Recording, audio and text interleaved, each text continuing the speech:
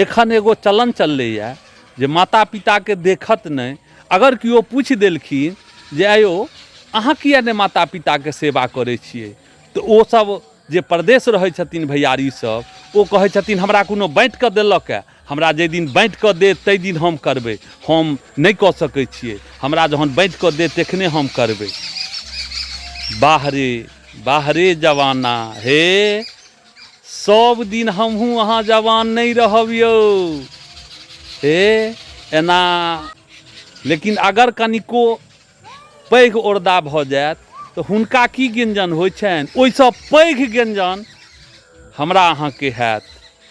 तैँ लऽ कऽ कहब जे सही सोच राखू, नहि सही सोच रखबै तऽ एखन हमर अहाँके माता पिताके की गञ्जन भऽ रहल छनि, ओहियोसँ बदतर हमर अहाँके गञ्जन हैत, हेबे करत, ई सत्य छै।